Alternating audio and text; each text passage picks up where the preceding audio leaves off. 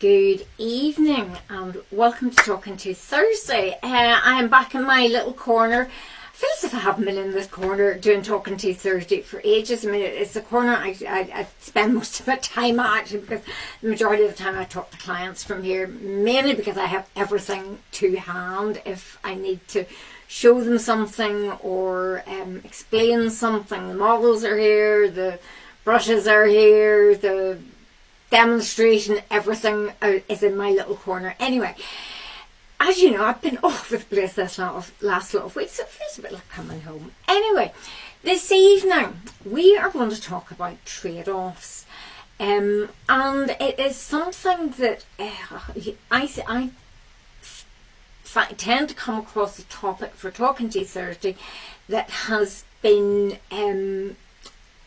triggered by something someone said to me, some discussion I've had with a client, some conversation I've had with a colleague. It can be all sorts of things, and this week it's been very much a recurring theme, but it is one that was brought up earlier in the week about, you know, what we do psychologically and how we trade in our own brains. You know, if I do this, that'll happen. Those internal conversations we have with ourselves, and it's the trade-offs that actually help keep your mouth healthy and the rest of your body healthy. And I always say, if it was easy, if making these decisions, these trade-offs, these choices were easy, we'd all be super fit, we'd all be a great weight for our height, we wouldn't have any stress, we would sleep well, we would eat well, we would just be the bee's knees. Our oral hygiene would be immaculate. But the thing about it is, choices are not easy to make, and it's not just personal choices. I'm going to look at the different ways that we make choices. And hopefully by the end of this evening's session, you will see I've created nice, with a bit of help from AI, a trade-off toolkit, and some food for thought about thinking how, you know, our lifestyle, how each one of us, how other things actually impact our ability to make these trade-offs. You know, you think about it, we trade time for convenience. I mean, I see it all the time, and we do it ourselves. You know, I haven't got time to prepare everything from scratch. It is a trade-off buying the other, you know, the pre-made food. You see it with baby foods in particular is always one that springs to mind. You know, and they'll eat it, there's not a debate over it. You know, you trade off the cost of something and comfort. You trade off short-term gain for long-term pain in some cases. So it's that short-term pleasure for long-term goals. So, you know, you say, oh, it's all right. You know, I've been really good all week. I'll have that, you know, that bun, something like that. But what are those trade-offs that we make with our oral health? And things like, you know, it's okay, I'll do my incidental clean, I'll clean between my teeth later on, or I'll just have this one coffee, sugary coffee, you know, this posh coffee, latte or macchiato or whatever it is, because these are really heavily sugar laden, and I'll make it last, but it's okay, I'll brush my teeth before I go to bed tomorrow. Or I don't need to clean between my teeth because my gums don't bleed, and you only need to clean between your teeth if your gums don't bleed. You know, the trade-off, often driven financially. So, you know, I'm gonna push my dental appointment back, or I'm gonna skip the dental appointment. I can't get an NHS dentist, and I need the money for something else. And those are the trade-offs that we're talking about. So, you know, where oral health is concerned, it's really difficult because oral diseases do not develop instantaneously. You know, if you've got real hypersensitivity, so your teeth are really sensitive, yeah, you might get sharp jolt, or if you break a tooth, yeah. But dental diseases, oral diseases, take a long, slow time to progress. And equally important to remember is that by and large they are preventable. You know, we know the most common oral diseases are preventable, and it's not by doing some massive overhaul of our lifestyle. It's doing the little things consistently every day. It's like a lot of things, like getting fit, losing weight. It's being consistent. It's those healthy habits that actually help us actually establish a habit.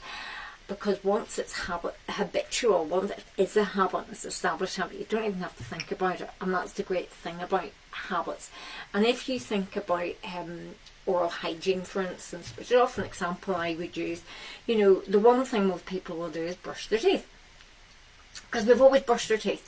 Interdental cleaning is introducing another layer, another bit of effort, and it's quite hard to establish that habit.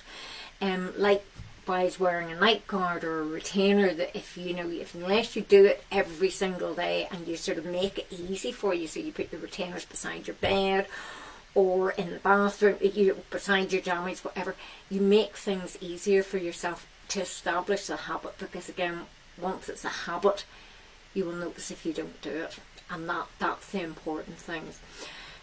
And there's a lot of psychology and trade-offs, there's no doubt about that.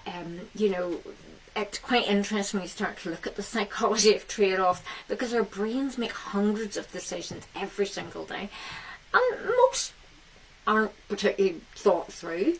They're automatic, they're influenced by how we feel, the habits that we have, the environment that we're in, and what feels good at that moment. So, if you're going for coffee with friends, do you have something to eat with that coffee or not? Do you have that posh coffee, or do you just go for plain coffee with milk? That sort of decision making, and sometimes if you're in that environment, actually ordering first is a great way of actually not feeling under pressure by somebody else having ordering things first, and then you sort of follow suit. Anyway, digress slightly, which is not like me at all. Anyway, just a little bit about Talking to Thursday, because if you haven't been here before, you think, what is that woman on? Every Thursday I am loitering about this spot about this time, and the whole purpose of it is to give you an opportunity to learn a little bit more about oral health, to give you food for thought often, and allow you access to somebody who knows what they're talking about, who deals with the scientific evidence of oral health, to give you advice and guidance about having a healthier mouth for the life that you lead. And I do not know everything. I am the first one to admit that. I know a little about a lot of things, and if I don't know, I usually know somebody who does know, and those are often about making connections and signposting people.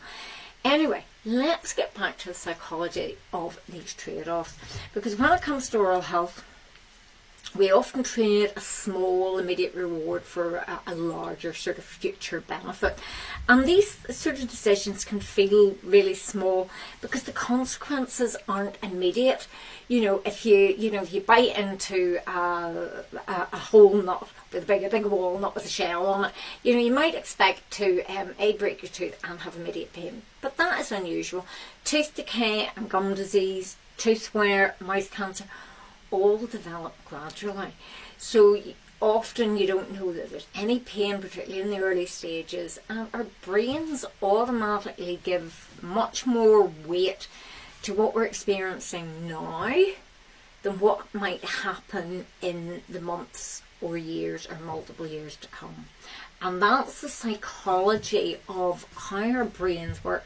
And I was saying to somebody earlier on in the team, and I was saying, it's that age-old story I often tell. If I take 100 people down the street and I say, what makes your teeth bad? They will tell me eating sweets.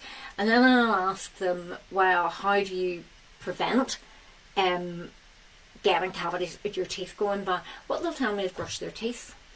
And that is the psychology of being able to basically want your cake and eat it. So you want to be able to do the thing that you find pleasant, but that's the trade-off. As long as you brush your teeth, you're going to be okay. And that's the interesting thing. And as I say, once I start down these roads some weeks, I just open a whole can of worms for myself. And it makes my life really interesting, because I start to read more in depth, not just about the what, but the why. And again, if you're here, you haven't been here before, I'm a big who, what, where, when, why, and how kind of person. So anyway, let me amble on where I'm coming from with this, because it is these trade-offs, you know. The healthy choices can often feel harder. This is one of the really common ones. As long as I brush my teeth, I can sit and sip on fizzy drinks all day. As long as I remember to brush my teeth, it's all right. I can have that bowl of cereal before I go to bed tonight, as long as I brush my teeth afterwards. And that's often one that's a really common one I get with children and teenagers in particular. I'm hungry before I go to bed, and what they look for is a bowl of cereal. And the chances are that cereal, even what appears to be a plain cereal, is quite heavily sugar laden. And even if you brush your teeth, number one, none of us do at 100%, so there's nearly always some bacterial plaque around there. But when you actually put sugar in your mouth, the pH of that plaque drops immediately and can take anywhere between 20 minutes and 2 hours to recover. So even when you brush your teeth, the chances are there's something still lying about there, and your mouth dries up at night because your saliva almost stops flowing, and that is the real high risk for plaque bacteria to be lying around there, and even better if you've left it with sugar. So these are not good scenarios. They're not how you really want to do it, and they're not great trade-offs either. You know, so long as you have supper before you go to bed, you know, it's all those little things. And you know, it's the healthy choices can be really feel quite hard, because our brains have evolved to look for something that's convenient, to make ourselves feel better, that we feel secure, that, you know, we've got a social connection. So that's the whole thing, that if you're meeting somebody for a drink, or if somebody's smoking or vaping, that's that social connection that you go along with it, even though, you know, you really are trying to stop, you're trying to quit, or you're trying to cut down, but because everybody else is doing it, you do it as well, because our brains have evolved that way. And you know, the easiest effort is also the least energetic, so it's conserving the effort that is required in there. And the way we live our lives these days has only amplified all of that. You think about how widely available sugary foods are. How many of us cook the way our parents, or well, even our grandparents did, that made everything from scratch? You know, even if it's the convenience of a sauce added, or, you know, having something for the kids' packed lunches. You know, those sorts of things are often ultra processed, and ultra processed foods are not great for us in a whole lot of levels, but the chances are that it will have sugar in it in some form. There lies the difficulty, because if it doesn't say sucrose, they can claim that it's sugar free, and it says no added sugar is really, really misleading, because you could have honey in there, which is pure sugar. So as I say, it's really misleading. Let's not go off on that tangent. We had that conversation a few weeks back on Talking Teeth Thursday. You think about how energy and sport drinks are heavily marketed, and even look at the World Cup. Oh, I've been cringing and working out, wanting Ronaldo to come and move the bottles around like he did. I can't remember if it was the last World Cup or Euros, and he moved the sports energy drinks out of the way and put the water bottles in and said drink water. Now, whether you're a Messi fan or Ronaldo, that's a whole debate for another day, but energy drinks are really, really heavily marketed, and they're very well targeted towards young people, and they give you this image that you need this. So as I say, you know, if you're playing at Wimbledon in that heat, yeah, you are going to be looking for certain types of electrolytes to go with rehydration. That's absolutely fine. It's well monitored, it's guided, and it's doing exactly what it says in the tin, and their risk is higher, and because the risk is higher, the effort that is required to counteract that for their health, and their oral health in particular, has to be considered into that. But for most of us, bog standard tap water is absolutely fine to hydrate with. Think about how fast food, how convenient it is. So as our modern lives actually amplify, you know, the fact that we want to sort of make life convenient for ourselves. You know, we're busy, we're tired. You know, I know there's sometimes I get to the end of the day, and if I haven't thought through what am I making for dinner, you know, what am I making for dinner, what have we got? We look at how our phones are now constantly competing for our attention, particularly at bedtime. And what do we know about screens at bedtime? It can make our quality of sleep really much poorer, particularly for young people. Screens before bed are really not healthy to conducive rest, which is what you're trying to do when you sleep. Look at stress, look at emotional eating and how stress can encourage us to comfort eat and or smoke and or drink alcohol. So I say, the healthy choice isn't always the easiest choice. I think that's what we're up against. So think about, is this going to move on? Maybe not. Sometimes I never know what's going on with this. So think about habit forming. When our kids were small, I had one of these on hand, and funny, I was looking for it earlier on because I'm sure I have it around somewhere, a Newton's cradle. And this used to be my big demonstration about behaviour, because every action has an equal and opposite reaction. And with your habits, forming healthy, powerful habits can be great. But for every negative thing, every positive thing we do, there's potentially a negative on the other side of it. So it's really difficult about balancing that out. And the evidence does suggest about 40 to 50% of the things that we do every day, the actions that we do every day, are habitual. So we tend to do them without little conscious thought.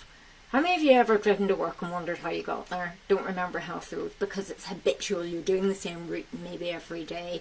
Or you have made something, you've cooked something, and you think, all right, you've got the end result, but you actually don't remember doing it because you've been thinking about other things. But you're doing it because your body knows exactly how to do it. Now, in many ways, that's actually a really encouraging, positive thing, because once you've got a healthy habit, and is a habit that is formed, that is automatic, it then requires much less mental effort on our part. We don't have to do too much. So it's really important that we sort of think of that. If once you've established that habit, it's getting through those tough weeks and 3 or 4 months to make something from a new learned activity into a healthy habit. Because once it is a habit, then it is takes much less of an emotional toll about it. So think about if you always have brushed your teeth in the morning, if you then start to try and add in that nighttime toothbrushing, I mean, there's a lot of people who do not brush at night, even though we know it is the most important time for you to brush. But trying to get into that habit can be really difficult, particularly if you're tired, if you're lifting your phone before you go to bed, if you're trying to think about what's coming the next day. And it's one of the things that I often encourage people to do who are trying to establish that nighttime toothbrushing routine, is practice mindful toothbrushing at night, because it's a way of practicing a bit of mindfulness and getting your body and your mind calm down and settle down, as well as actually taking the time to brush every surface and the gum line of all your teeth last thing at night. And it's a great way then of improving and helping you sleep well. Think about trying to floss in, clean in between your teeth. Trying to think about starting to use a reusable water bottle if you've not been in the habit of drinking water. Think about trying to create a new routine that you only have sugary things at meal times only, or you don't have any of them before bed.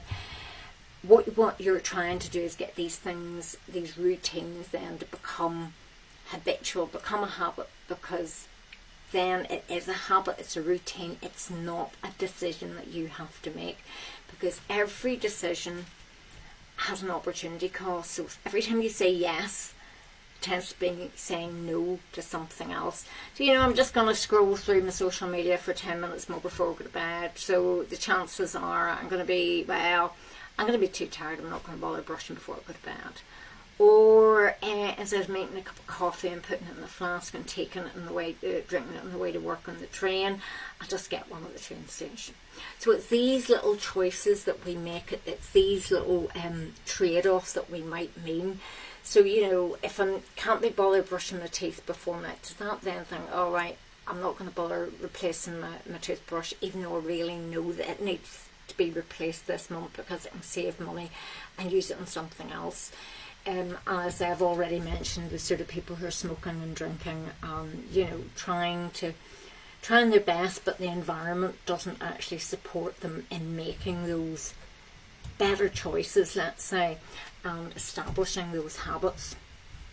Now, as I said, I could go into a lot of detail about a lot of this stuff, but I'm going to look at some of the little trade-offs that we might make in relation to not only our oral health but our overall health and well-being. And again, if you've been here before, you know your body is connected. Your mouth is not chopped off here, your neck is not chopped off. Whatever goes in your mouth and what goes on inside your mouth has an impact, not just on your mouth, not just on the things inside your mouth, but on the rest of your body, from the top of your head and your brain down to the tip of your toes. And likewise, things that are going on in the rest of your body, things like inflammation, carrying excess weight, can have a toll on your mouth. Your body not being well, you taking medication, can take its toll on its mouth. So, you know, these are all sort of lifestyle behaviours that we can think of first when we're thinking about personal trade-offs. So things like diet, you know, is it convenient versus is it nutritionally sound? And I've observed that a number of times this week, directly and indirectly. You know, parents are trying to keep children quiet. Child doesn't want the fresh fruit, so they give them, you know, the ultra processed snack, and that shuts them up. And I totally see why people do it. You know, because sometimes you're time bound, you're under pressure. I think it's really hard to be a parent these days. Likewise, if you have not got the right things to, you know, carry out your routines, it can have an impact. So think about frequent snacking versus, you know, allowing your teeth time to recover. So we know the more often you put sugar in your mouth, the more likely you are going to have cavities. We know the more often and the length of time, not only of sugar, but acids in your mouth, how long they stay there, so how frequently they're there and how long that your mouth is in an acid or sugary environment, the more chances you have of the tooth surfaces being demineralized. And if you put sugar in there, you're going to end up with cavities. If it's just the acid, you're going to end up with some sort of tooth surface loss. You know, those choices between sugary and acidic drinks versus plain milk and water, you know, those are the trade-offs there. What about the ultra processed foods versus whole foods? And there's a big cost impact there, not just in buying the ingredients, but then in the time it takes to prepare and to cook. So I say, you know, we've got all those things that we know that are tied in with tooth decay and tooth wear and obesity and type 2 diabetes and cardiovascular disease and tobacco use. You know, all these things are connected. So what about tobacco? And for some reason, I'm not quite sure why we've got an O down there, but just let's go with it. This is what happened. Thursdays are always tied up with me because I leave myself a little bit of time to sort out talking to Thursday, and sometimes that time gets a little bit squished. Hey ho, you get the gist of it. Tobacco. So what about tobacco? You know, what kind of trade-offs might you make with tobacco use? And that can be everything from roll-ups and shisha to smokeless tobacco to even things like snuffs and nicotine pouches, which I think you have to include in all that, which are becoming very popular. And those are the trade-offs between, you know, short-term nicotine dependence, which we are seeing particularly with nicotine pouches being used so widely with young people and vaping, versus, you know, that increased risk of damage to the soft tissues.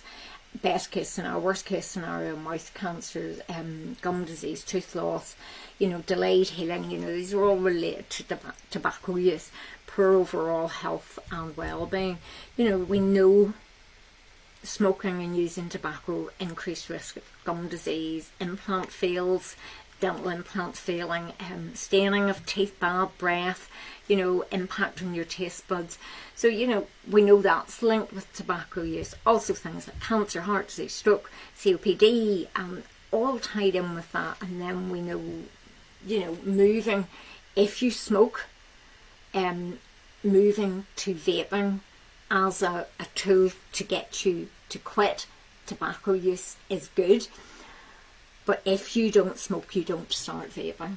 And that's the problem with a lot of young people using nicotine pouches and vaping without ever having actually smoked. And then how do you win those off? So, you know, as I say, that's a trade-off often for social integration, social connection with people, particularly with young people. So these things all come in. Vaping, just meant about that again.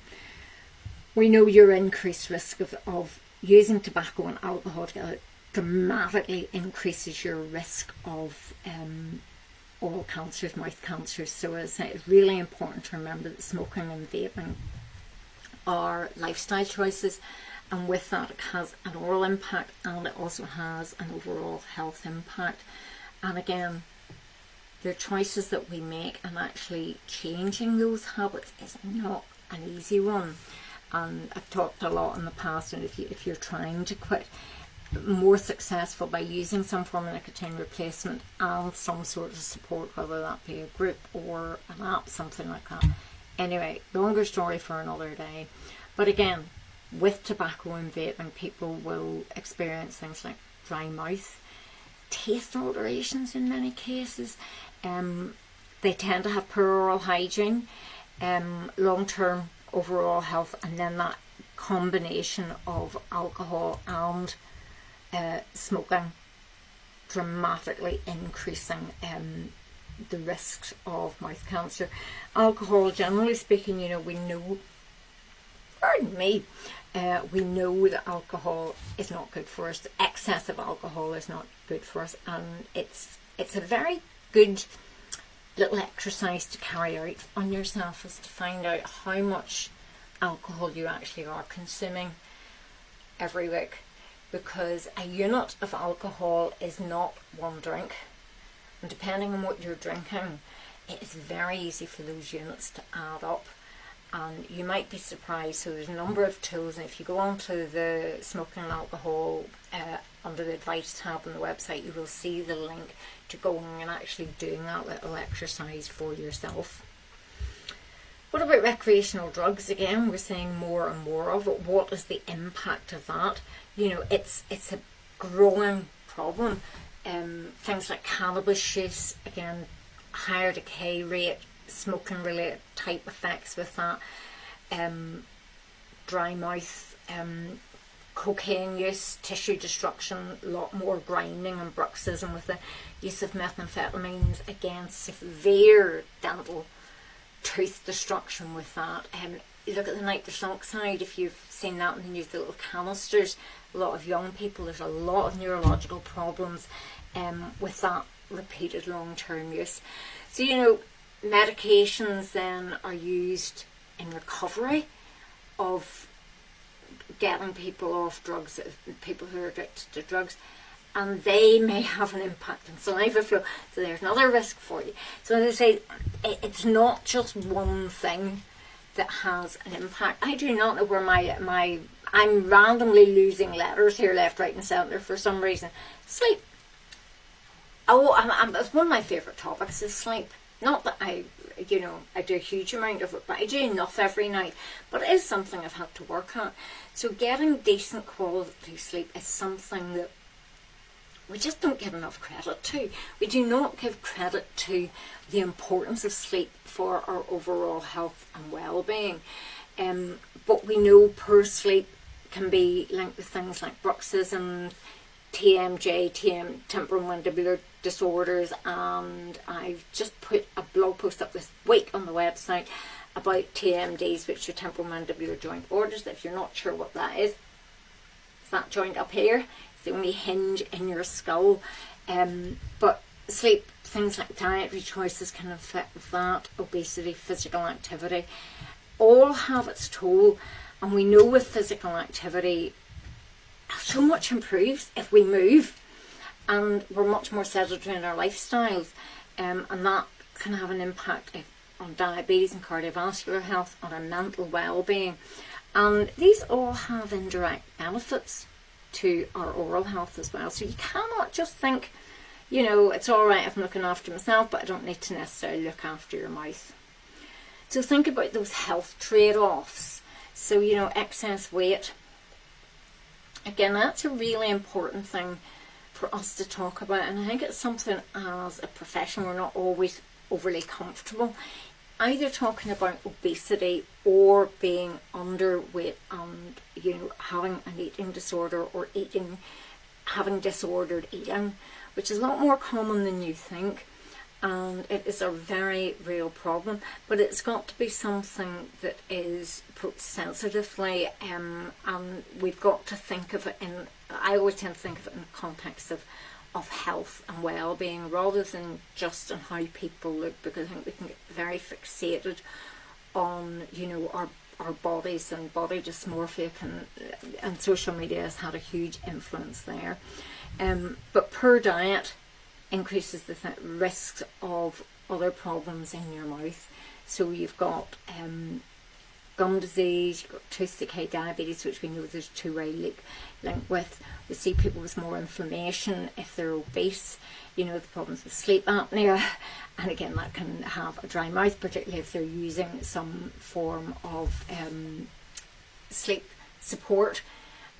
Oxygenation at night, so again that can lead to really dry mouth, and that can lead to things like stomatitis and all these sort of thrush type things. Anyway, again, I can go off on one for quite a long way down that pathway, but they all influence oral health, and it's really important that we look after our bodies and our mind, because, you know, stress has a huge impact on our overall health and well-being. So, you know, having low mood, having anxiety, burning out, you know, that can say it's not bothering to brush your teeth, or it can say it's comfort eating. That is really not unusual. It can say it's increased smoking, increased alcohol, clenching, grinding, bruxism, dry mouth from some medications. So, you know, these are the health trade-offs that we sort of consciously and subconsciously can consider. Then we've got to talk about society's trade-offs, because there are a lot of them. And that's what we've often looked at in relation to sort of the wider determinants of health. And with the wider determinants of health, that's something that I have a really nice image that comes from delivering better oral health, the wider determinants of health. But you cannot look at our health and our well-being and the trade-offs that we personally have to make and the health trade-offs that are made without looking at the bigger picture of society's trade-offs, those wider things that impact. Because, you know, it gets a little bit more, I would like to say serious, that's not the right word. It's hopefully it's going to sort of give you a little bit more food for thought. You know, this is something that I often say, do we all have the same opportunity to make those healthy choices? Because healthy choices are not always the easy choice. They're not always the choices that we want to make, but they may be the choices that we have to make. So things like income. You know, the cost of healthy food, it is not, healthy food isn't cheap. And then we go through the point of actually, you know, eating it, preparing it, cooking it, all have costs with it. Toothbrushes, including interdental cleaning. You know, floss may not be ideal for cleaning interdental spaces for a person, but is it cost effective as far as interdental cleaning tools go? Absolutely, it is the most cost effective. So as I say, you know, these are the things you have to consider with income. Dental appointments, and it's not just the cost of your part of your NHS dental treatment or your private payment. It's the cost in the way of travel, the time off work, you know, being compliant and adhering to the advice that's given to you. Those all can also be affected by income. Education, you give somebody a leaflet, that's great, but if they can't read, or it's written at a level of English that is way above them, nobody's going to read it. Likewise, if it's even in the same language, or if you're dyslexic, you know, it's trying to access things. So health literacy is really important.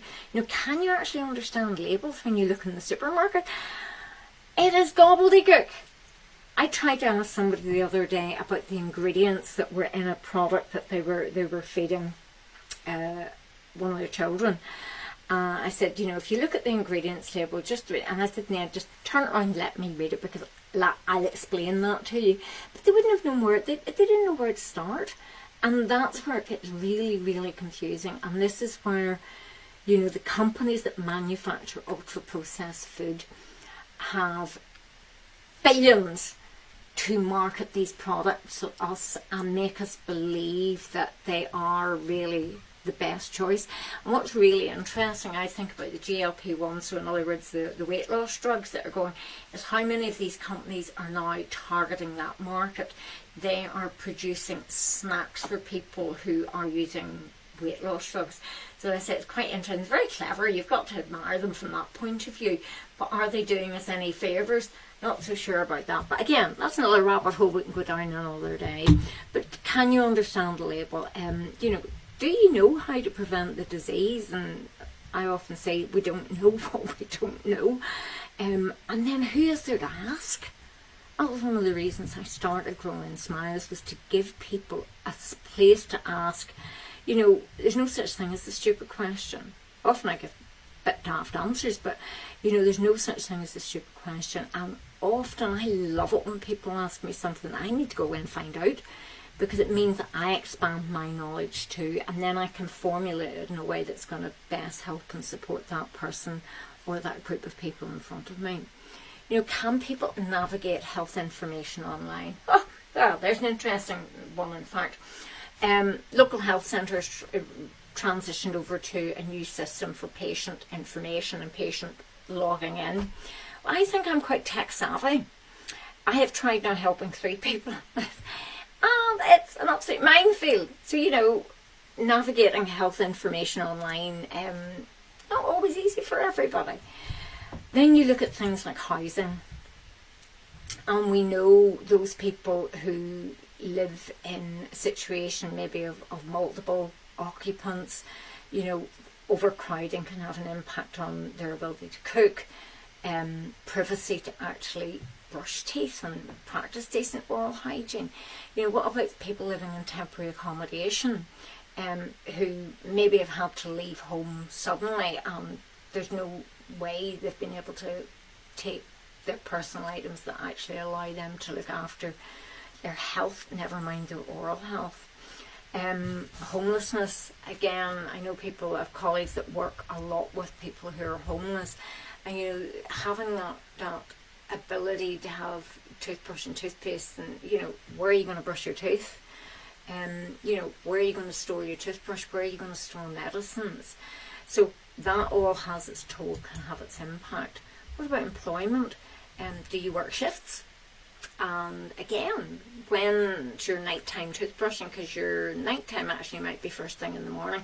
So I tend to say brush before bed rather than at night, because some people's nighttime is first thing in the morning or the middle of the afternoon. Do they work night shifts? What's the stress level like? You know, because those all have an impact. You know, is their eating patterns irregular? Do they stock up on energy drinks and caffeine to get them through those wee small hours when the rest of the world is asleep? And again, that can be everything from people in medical and healthcare and social care to people working stocking shelves in supermarkets in the middle of the night. So, you know, it's really important to have that wider picture of what influences people's health and their oral health. And their environment can also then have an impact on, you know, skipping appointments and access to healthcare. Where you live can have an impact on, you know, what food you can buy. I mean, we live in the middle of nowhere.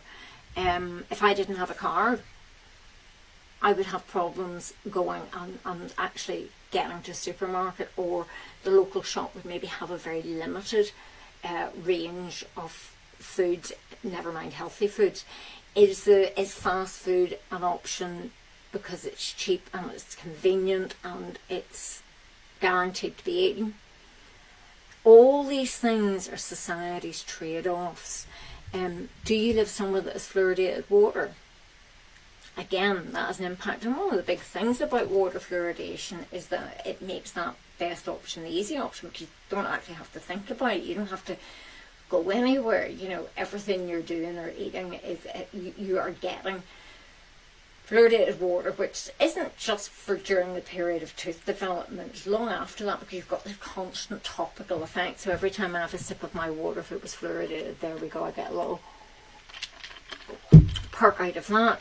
So I say, you know, do you have access to outdoors, you know, green spaces that help you feel better? And I have a client that would just love to live in the middle of the countryside for their mental health. Getting to a green space requires multiple staircases, long bus rides. So they say, you know, how does that help people being healthy? Is the community even safe? You know, we particularly the risk to women and girls these days, you know, I don't think we can underestimate the problems that we have in society there. What about access to healthcare? Is there a dentist locally? Is there a doctor locally? Can you access the hospital? All these things have an impact. All these are society's trade-offs for making our healthy choices easier. You know, and you know, if you've got access to healthcare, what are the waiting lists like? Can you get there? Do you have to take 4 buses and 2 trains, which only run twice a day? You know, all these little challenges. Is there costs involved? I don't mean costs of actually accessing healthcare, but costs of actually getting there. There's certainly an environmental cost, because we know some of the biggest overheads of providing healthcare are attending appointments and having staff getting to and from the workplace. So as I say, you know, it's the wider determinants of society's trade-offs. You know, is there access to NHS dental care? You know, language barriers.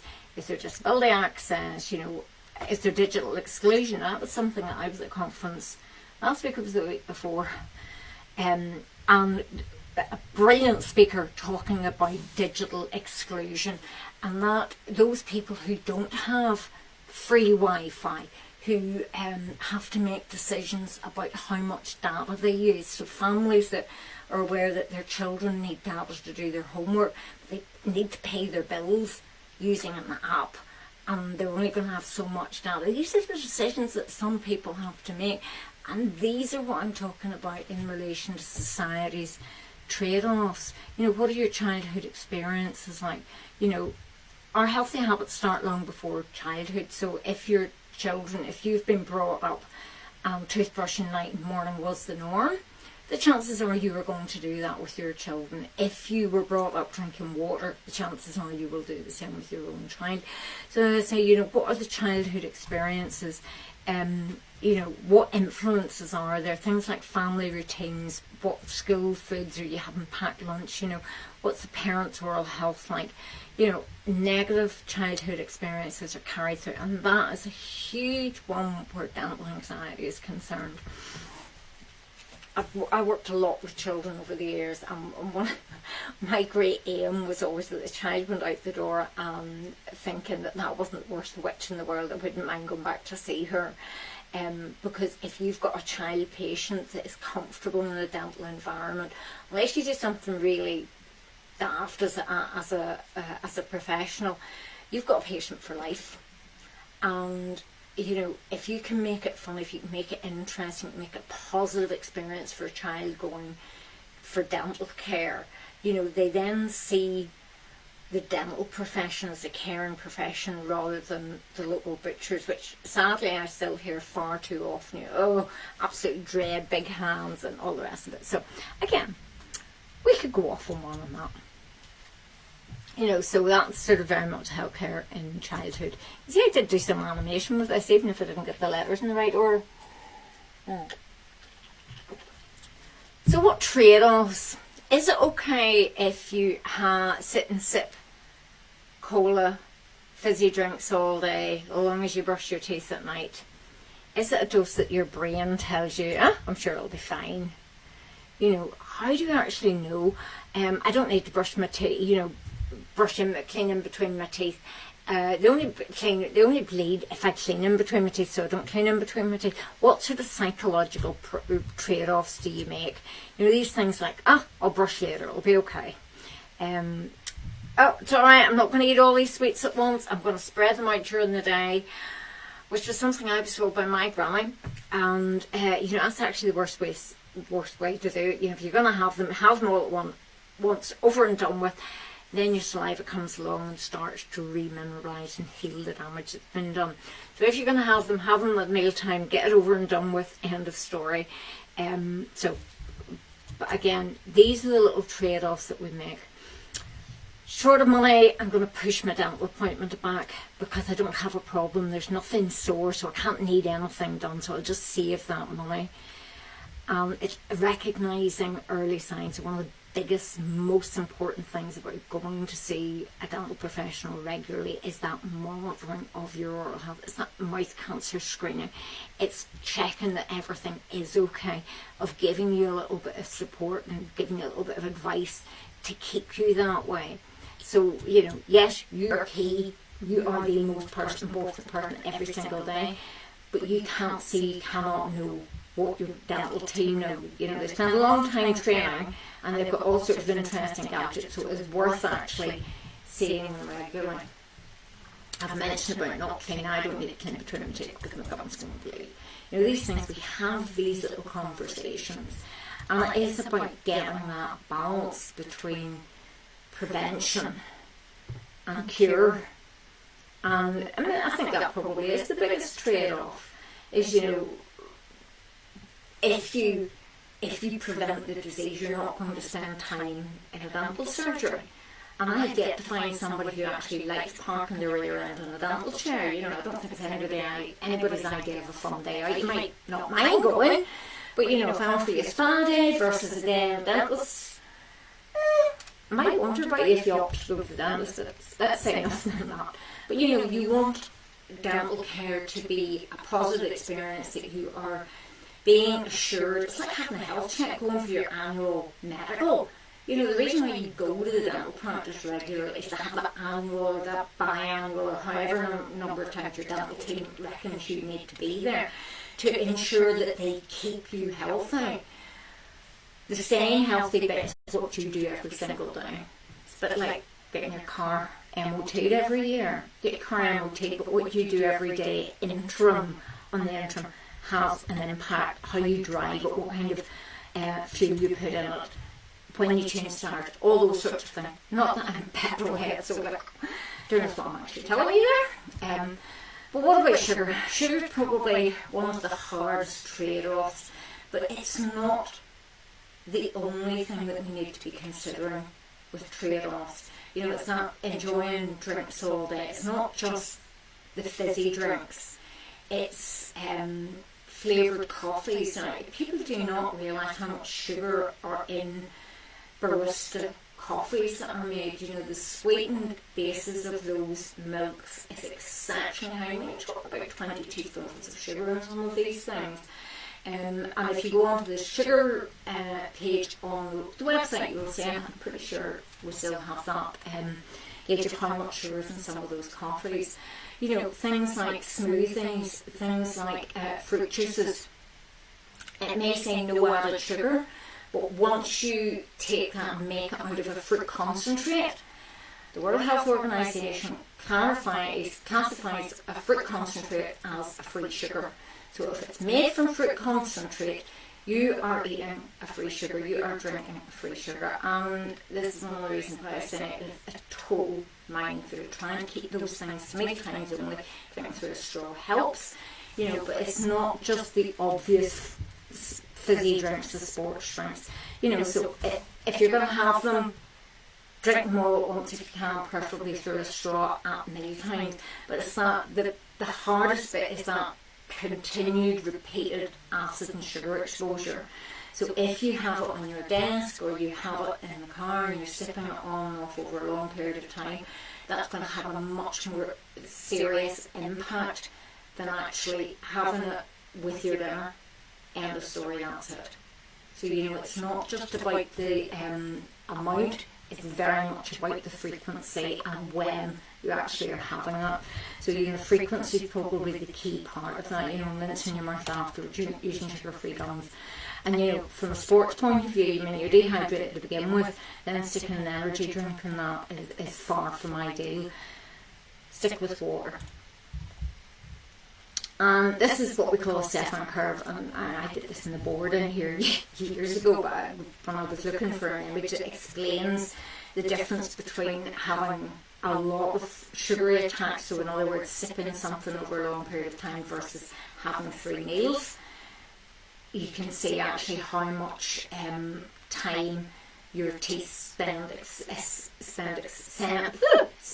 exposed to acids and sugary attacks.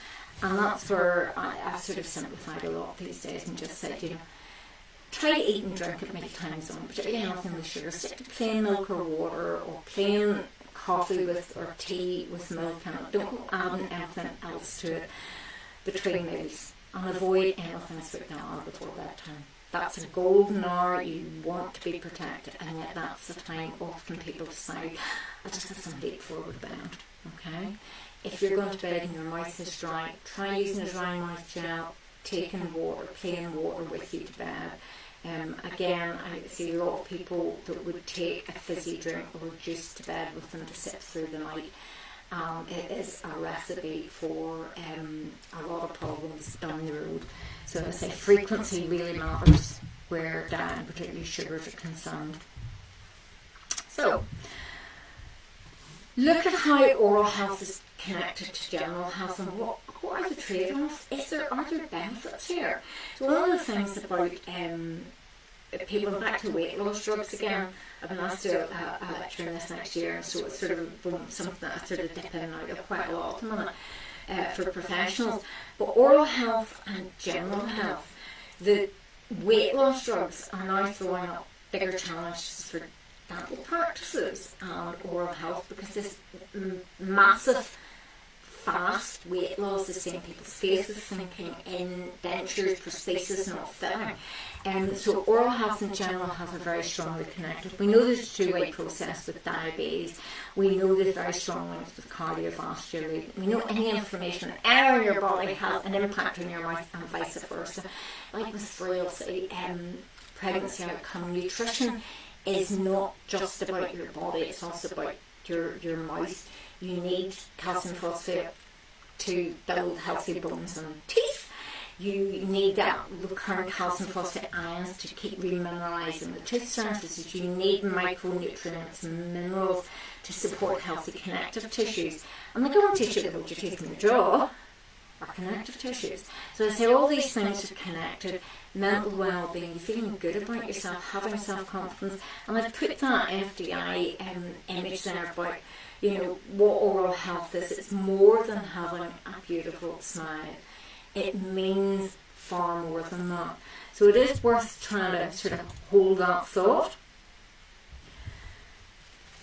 And there are different trade-offs across life. Depending on what age you are, you make different trade-offs, don't you? And for children are concerned, maybe not so much with teenagers, but still, if it's in the house, your teens are going to have access to it. I think even with small kids, where we would never have, my generation would never have thought of going into the fridge or the cupboard without asking. The generation now just goes and does that, and that's fine. It's just society has changed, how we live our lives has changed. But we have trade-offs, and often they're related around sort of convenience. On the other hand, there's healthy habits. And this is one of the reasons I haven't. This is my favourite resource of all time, is my little set of scales, because it is about getting that balance right and those trade-offs right. So with children, parents and carers have got to take responsibility for what they feed their child, for brushing their teeth, for making sure they do get exercise. So are you putting a child to bed with a bottle? Definitely not with the teeth that are formed. You want to start weaning onto a free flow cup around 6 months. You want to get them to be independent, they can eat a variety of nutritious foods, and again, I can go down that pathway for a long time, you know, but look at the snacks that they're having. And again, it can be very confusing for parents and carers, because the nutritional advice is 3 main meals and 2 mini meals. Well, somebody define mini meal for me, because again, that is very much about convenience, because do you have to take those mini meals to a carer or a grandparent, whoever's looking after them daycare? Let's say there's certain trade-offs that we make at different stages in life. Teenagers, more independence, more potentially money, you know, are they wanting to do what everybody else is doing? So, you know, those societal, those sort of acceptable norms. Is it vaping? Is it using nicotine pouches? You know, the smoking, the energy drink use, you know, if they're in their sports. And that's a trade-off, you know, things like orthodontic care, because orthodontic braces fairly increase your risk because it's so blooming hard to keep clean. And actually they need to make that trade-off, that they are going to spend more time, that they are going to actually prioritise having straight teeth that are also healthy, rather than having straight teeth and then maybe filling in every tooth in their head. So these are trade-offs at different stages in life. Adults, you might be a parent, you might be a carer, you might be under a lot of pressure at work. Busy, no doubt about that. You know, what's the cultural norms? Does everybody bring coffee into work? You know, is that, you know, very much coffee culture. Think of the number of coffee shops we have now. How many times you see people with coffee in their hand when they're going from A to B? You know, that didn't happen 20, 30 years ago. Look at stress. Look at the cost of living, the amount of pressure individuals and families, no matter what age these days. Alcohol, smoking, you know, I can see why people skip appointments or push them back or prioritise. I'll take the kids, but I'm not paying for myself because really, I've got other bills to pay this month. But now I can get a bit twisted over that one sometimes, because if you think about it in the context of what do you spend the money on. So are you spending the money on getting your nails done, getting your hair done, over something that has a much greater impact to your overall health and well-being? Is there a trade-off there? And there's another story for a whole other day there. You know, and what about older adults? As we get older, you know, there are different priorities. So I mentioned children, teenagers, adults, and then older adults. One of the biggest risk factors now of getting older is a dry mouth, either from medication, just through about getting older and we're still alive before we're not as good working as well. Our ability to maintain our oral hygiene routines. You know, I've seen that happen. People that I've looked after for donkey's years, that, you know, as we get older, manual dexterity isn't as good, our sight isn't as good, we may not hear as well. You know, our ability to stand and hold a toothbrush up to an electric toothbrush, some of these are quite heavy, for 2 minutes. It's quite hard going that. So that can have an impact. What's the nutrition like? You know, are there dentures? You know, we have an ageing population with teeth. And that's a new phenomenon, relatively new phenomenon, this ageing population with teeth. And a lot of teeth, in many cases, a lot of heavily restored teeth. So they may have heavily restored dentition, they may have dental implants. And maintaining independence and or having somebody support their oral care can be a whole different ballgame. So these are some of the trade-offs that you might make over your life course. And then there's a cost. There's always a cost. And again, one of my favourite little resources that pops out is my egg timer, giant egg timer. Time. We make trade-offs for time. It's not just financial. You know, how much time do we have available? You know, if you're trying to get 3 or 4 kids to bed and you have to brush all their teeth, you know how much time you've got to maybe get to work. All these things take time. What about paying the cost of paying emergency dental appointments, missed work, maybe having to travel miles to get a dental appointment? You know, never mind the impact on things like reduced confidence, how you feel about yourself, you know, worried about bad breath or a broken tooth or bleeding gums, you know, hospital treatment might be required. You know, that's all got to be considered in as these costs of trade-offs. bottom line is prevention is probably the most cost-effective health intervention available, and yet it's also one of the hardest. And that's where I always come in with, we try as far as possible to make the best choice the easy choice. So what I would encourage you to do is try and trade in your trade-offs. I was quite pleased with that line when I came up with it. But what trade-ins are you, or could you actually be prepared to make? What trade-offs have you potentially got there? So instead of I don't have time, it's only 2 minutes before bed, I'm going to put my phone down, I'm going to do some mindful toothbrushing for 2 minutes, and that trade-off is going to improve the quality of my sleep, and I'm going to have a healthy mouth, and I'm going to save myself money down the line, because nighttime toothbrushing is really important. Instead of sipping that coffee all morning, I'm going to have it at meal times. I still like my fancy coffee, I still like my sweet coffee, but I'm going to have it at lunchtime, I'm going to have it at tea time, and that's going to be my trade-off for that. So you're going to have it at meal times, you're going to avoid it. I'm not going to have it last thing at night, because I know the caffeine's going to wire me and that's going to impact my sleep. Plus, the sugary environment is not going to be good for my teeth either. One of my favourite ones. I use the mouthwash.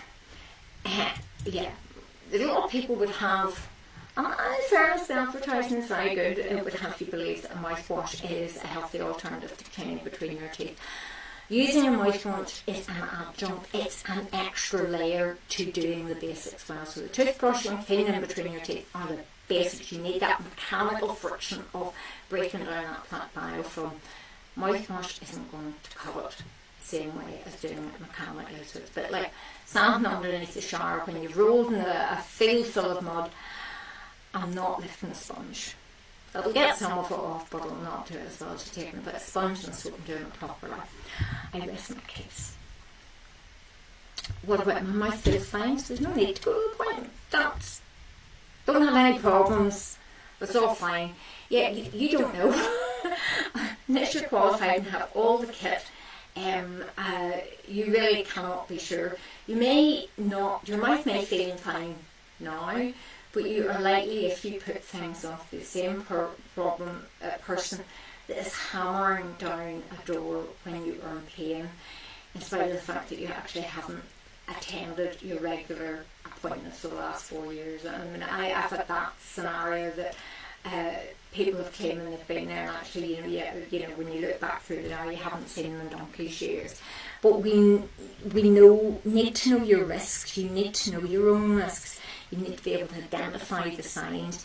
And that's what your dental team are there for. They monitor your mouth. They look at the stuff that you cannot see and you don't know enough to recognise.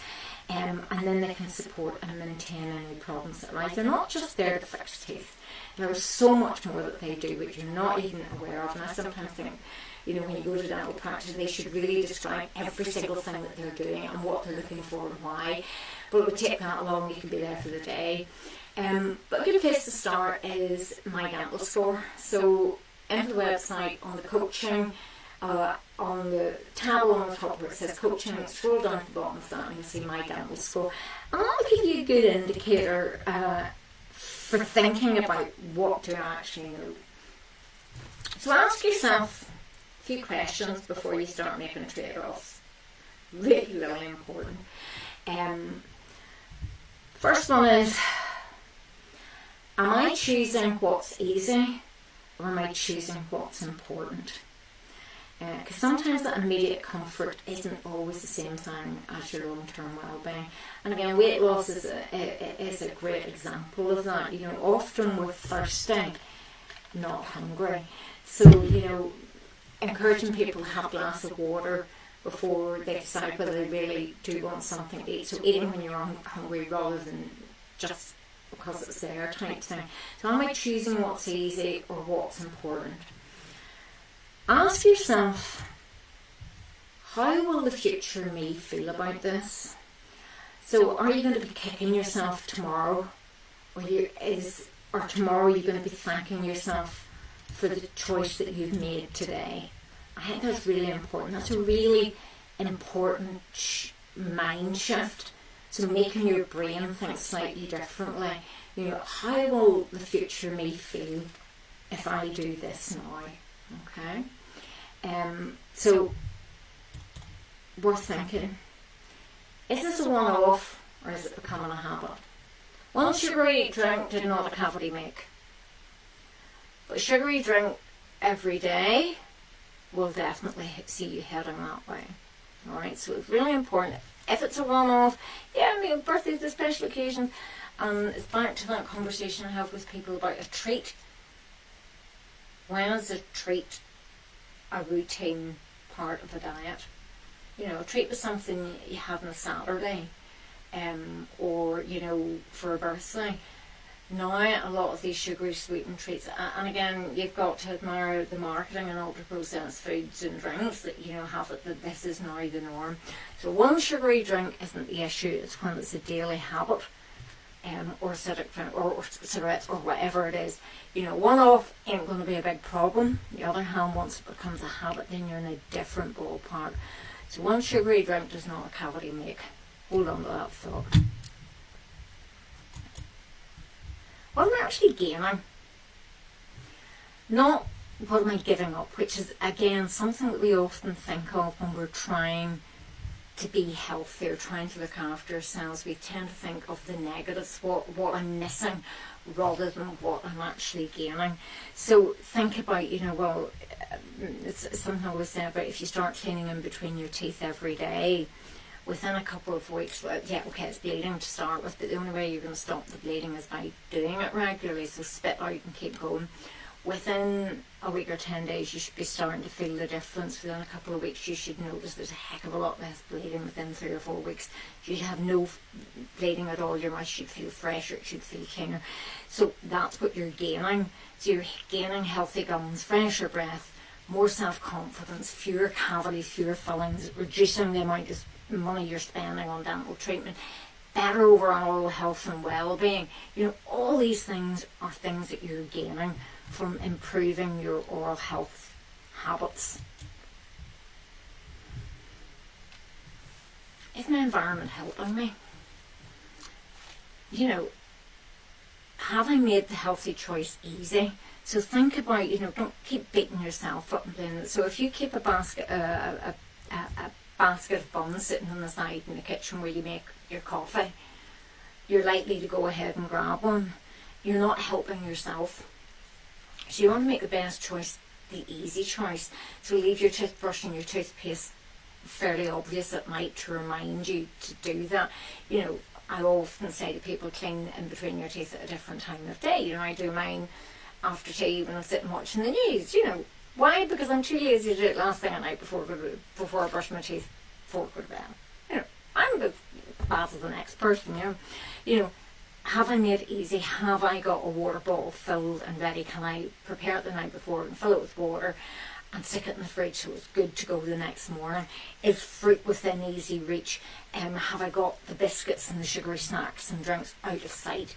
So, you know, I'm not tempted. So it's making that healthy choice the easier choice. And creating that environment often beats willpower. And you know, that's really important to remember. You know, it's actually, is that environment helping me? And is perfection, you know, are you seeking perfection? Are you looking to get everything perfect? So I ended up covering one twice, writing one twice there instead of actually changing that. I should say, is perfection stopping me? So am I only going to be satisfied if I'm perfect? So in other words, if I have an off day, don't beat yourself up about it. Tomorrow's another day. If I miss brushing before I go to bed last night, you know, that's not it. That's no point in doing it. If you do miss it once, that's okay. That does not define your oral health.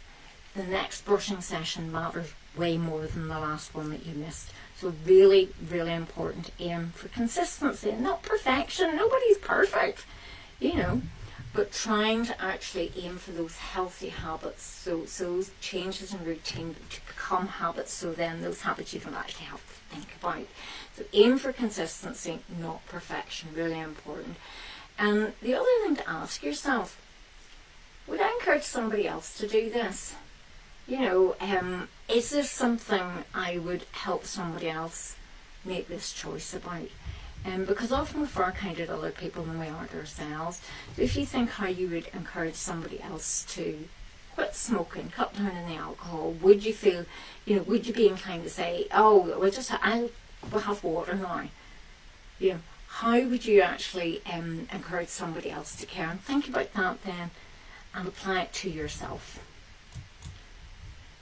So ask yourself those things before you make a trade-off. So this is my trade-off toolkit. It's sort of practical trade-off tips, which I was quite impressed actually. AI is a great tool. I always say it is a tool to be used. It is not the answer to all your problems. You need to be able to use it to actually gain, you know, no doubt. I mean, it would have taken me probably most of the day to create that table. But this is your trade-off toolkit. So pause before you make a choice. Think beyond today. What I want to be like in a week, 5 weeks, 6 weeks, 6 months, 6 years, you know.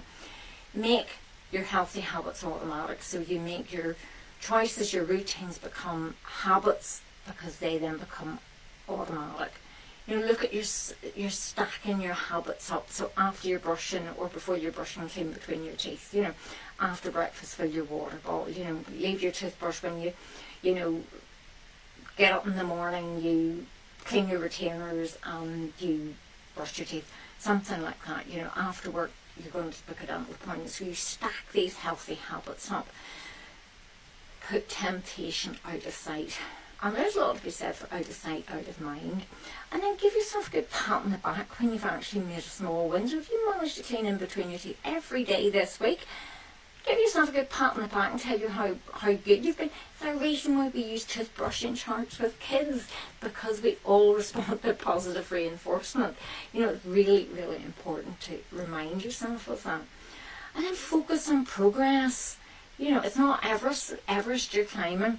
But we know with every healthier trade-off, there is a gain. And that's really, really important. Remember that those small choices can have a really big impact. So what trade-off are you going to trade in tomorrow? What small thing? We often think of our health being shaped by huge decisions, by big sort of earth-shattering decisions. It's not. In reality, it's those hundreds and hundreds of small trade-offs we make every single day. So it's that one extra use of the interdental brusher, that one extra toothbrushing session, that one less sugary drink, you know, that one dental appointment kept, that one cigarette I didn't smoke, that one less pint of beer that I drank. You know, those sorts of things. It's the choice to look after yourself. And these small decisions all build up. So it's not a healthy foundation building towards being a healthier you. What we know about being a healthier you also keeps your mouth healthy, because we know overall health is so integrated with oral health and your mental health and your well-being. So these small decisions are not just about your teeth or your smile. They support our self-confidence, our well-being and our overall health. So there's not a lot not to like, so to speak. So we do make trade-offs every single day, but those small things, they may seem insignificant, but they really are not, because they all build up together over months and years. They become our health, our well-being. And we know if we are healthy, we live better lives, we live longer lives with better quality of life, we feel better about ourselves, we're able to participate in life around us far better, we maintain our independence, we use less of health and social care services. And all these things happen because of small, repeated decisions. Prevention's not about perfection. We do not need to be perfect. But it's about choosing those small efforts instead of those much bigger challenges. So, you know, if you're starting to think about exercise, people can often relate to that, you know, it's starting about walking 10 yards and then walking 20 yards and walking 30 yards and building up those small incremental bits that actually make us better and make us healthier. So I want you to think about what trade-off you're going to trade in tomorrow. That's really a bad thing, isn't it? I quite like it anyway. But you know, those everyday trade-offs, and those trade-offs really do matter. And this is what I said about the wider determinants. This is of the trade-off wheel. And again, a little bit of use of AI. So I'm getting very tech savvy sometimes. But, you know, it's the trade-off wheel. So every choice shapes our oral health, our general health, and our well-being. So I'm going to leave that with you. I will probably use those couple of, the toolkit and this trade-off wheel on social media posts tomorrow, because I think they're actually quite useful tools there. But you know, our healthy mouths are built on healthy foundations of being healthy. So if your mouth is healthy, it benefits your overall health and well-being, and vice versa. So healthy choices really are important. Healthy opportunities also matter. So you need to a certain extent, be in the right place at the right time. So creating that environment. And don't beat yourself up because you can't change everything. Just change one thing. You just modify one thing. As I say, because it's not just about personal responsibility, it's about creating environments where the healthier choice is the easier choice. And those small trade-offs, either by ourselves, our families, even our employers, policymakers, that kind of influence and shapes our oral health, our general health, and our well-being. So I am going to leave you with the thought of what trade-off are you going to trade in tomorrow to be a healthier, have a healthier smile and be a healthier you than you were. So thank you ever so much for joining me. Sorry I've been on a bit tonight because I sort of warmed my theme. But look after yourself, look after each other, and of course, before you go to bed tonight, don't forget to brush your teeth. I hope you find that interesting. Got a question, I will be around, so let me know. I will speak to you soon. Same time, same place next week. Take care. Thanks for joining me. Bye.